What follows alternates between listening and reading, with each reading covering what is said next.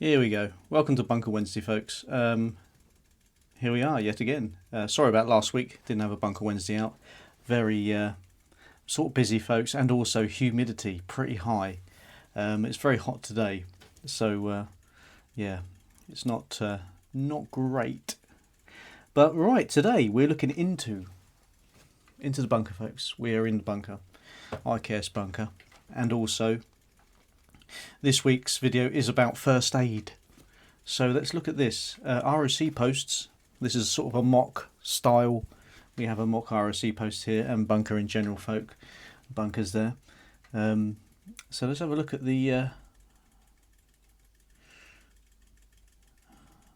some of the information about. They say it was often in green paint or metal tin, basically a rectangular box. Here's one here I've got from possibly the 70s or 80s. Not too sure on that one, folks. Boots. We'll have a look inside that in a minute, and also have an even more vintage one just up there, which we'll definitely have a look at. I need your help on identifying certain items inside that. But first, let's have a look at this. So yeah, I mean, green paint still. Paint, you get the green ones, you get the red ones, metal tin, rectangular, hinged. Some versions from the 1970s and 1980s came in a plastic case with civil defence or home office markings. Well, obviously this one hasn't, because there's a good reason for that. The Royal Observer Corps post people usually brought their own stuff sometimes in. So this one was from Boots. It's basically for like a car, so you can put it in the boot and you can do your holidays and that. And so they brought stuff like that in into the ROC post. You see them in ROC posts, all different ones like that. So yeah, I've seen green ones, I've seen red ones, all sorts, folks. Yeah, but this one hasn't got the markings. Stenciled first aid. We'll have a look at that one in a minute. White or yellow. Some are Red Cross, and some have letters HS, Home Office Supplies. Okay. Contents 1960s, 1980s issue. Some of the contents you get inside these kits, folks, would have been like triangular bandages, sterile dressings, adhesive plasters. Early kits used lint and bandage rolls instead. Safety pins, iPad dressings, cotton wool, antiseptic cream or iodine. Earlier kits. And scissors, first aid leaflet, basic instructions there, folks. Storage normally kept inside the main monitoring room, which I keep it up on top of the post radio box up there, folks. Often on the shelf or within an emergency store. Torches, spare batteries, sanitary items, water containers, and some post mounted them on the wall near the entrance for quick grabs. But yeah, no, I keep mine up there, so it's out of the way. It's on top of the box there. Yeah, what was I going to say? I was going to say something then. Earlier, World War II era influence. The ROC had smaller observer posts in World War II. The old binoculars, folks, looking out for those aircraft in the Second World War. First aid tins were similar to ARP and civil defence patterns. Smaller metal tins marked with a red cross contained field dressing, iodine, ampoules, triangular bandages. The Cold War post inherited much of this philosophy, but modernised the kits for nuclear, chemical threats. Basically, folks, that's quite interesting. No, we'll look into more Royal Observer Corps ones, but I usually go by the red box there, folks. Manuals and training. ROC crew, Royal Observer Corps, weren't fully medical staff, but every observer was expected to know the basic first aid. Home Office training manuals in the 1960s included instructions for treating blast, burns, and radiation casualties. Some ROC posts also had civil defence casualty tags in their paperwork packs in case injured people reached the surface hatch. Oh, quite interesting. Didn't know that. See, we're all learning something new here, folks.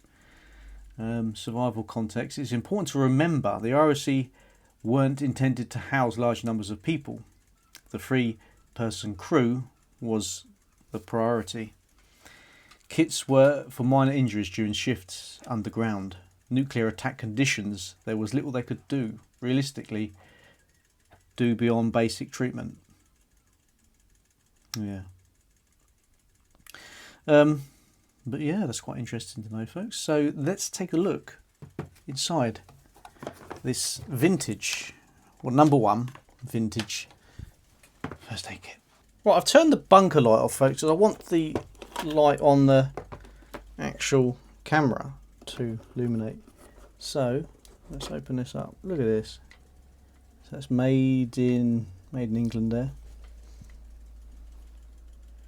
So you got the old cotton bits, that eye patch. I do believe this is 1970s, 1980s stuff. Correct me if I'm wrong, folks. I have looked for dates. It's lovely to see all made in Britain. Look at that. It's got the what do you call it there? Clip. And we got thermometer.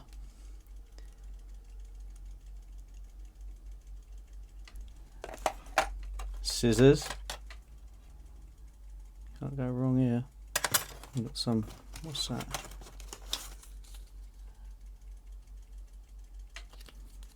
They still feel moist. Yeah, I mean, brilliant. Brilliant vintage kit, you know, when you open these up, you've got the smells inside it and all sorts. So, what we got here?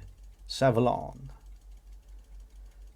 I probably wouldn't use that now. Made in Great Britain, folks. You do not see that very often now. It's an unfortunate sight. But yeah. So that's where it's kept up. So up top there, on top of the post radio box there that I made. So that's all good there. But over the other side, folks. Just quickly before we look inside, folks, just want to tell you what happened and whereabouts it came from. Yep, so browsing the internet, first aid kits and all that stuff. Vintage first aid kits. I just wanted something that's going to have the smells and it's going to have the vintage gear inside it. That's what I was after, folks. And I basically got what I wanted. Where is messages? There they are. So it was bid, basically. It's come out of a house clearance. Where are we? Is that it? No, not that one.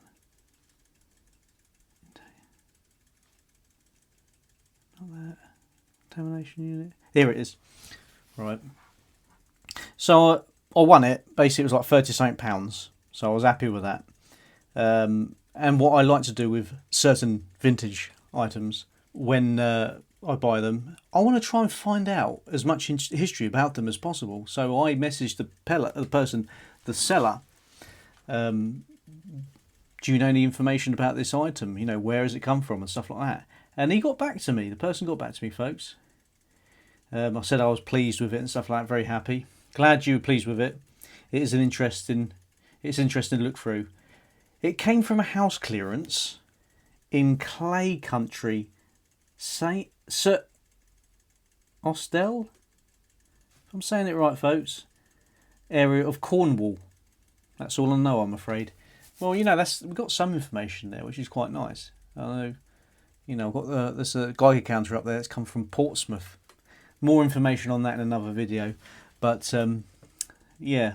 So this came from a house clearance in Cornwall. So that's very interesting to know. So let's have a look at it. Over here we have this vintage first aid box. You've got the old radio up there.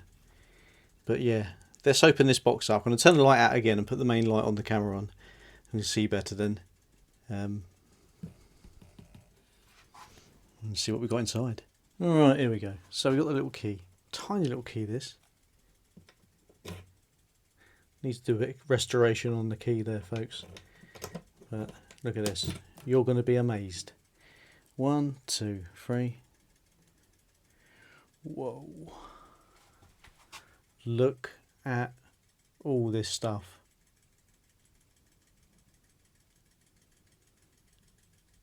This really does smell very, you know, old, folks. I mean, the interesting stuff is at the top here. Look, we've got this. Look, see the nurse on that. The safety pins. There has been a bit of leakage, unfortunately, with some of the bits. Put that there.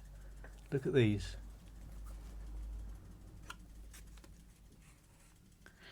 It's actually got writing on it. It's got chemist. Look. Pop that there. Let's have a look. Look at this. Yeah, it's the same on this.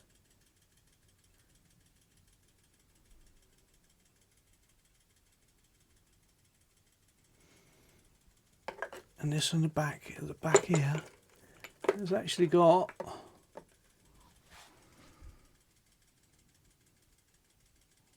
people's writing on it. I mean, that's really historical. Look, I know the rubber tip has seen better days there, folks, but how amazing is that? And you know, we've got bandages here, 4 ounces. But yeah, I've had it out before. I mean, it's very vintage, folks, and it's very very old. So yeah, I just like to keep it locked away. But let me know what you think. What sort of dates some of these items are. There's the writing on it also stands out, doesn't it? Look at that. And especially the pictures and stuff. That top thing is 100%.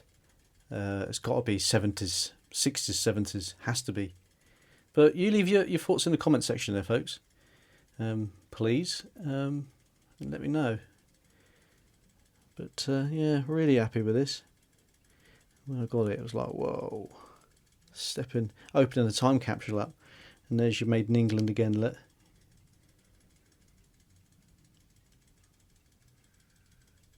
So yes, thank you very much for watching, folks. I know that was a short video because I've got bigger ideas, but I just haven't got the time to do it right now. And there's something I wanted to do, but I haven't got the time. I've got to do Friday's video. I've got to finish that off. So I had to quickly do this just to... It's all good fun and games, isn't it? So yeah, thanks very much for your support, folks. Let me know what you think of the first aid kits in the comment section. And yeah, see you next week, hopefully, for another Bunker Wednesday, folks. And also, don't forget the hatch report. If you're interested in seeing that, that's in the description as well.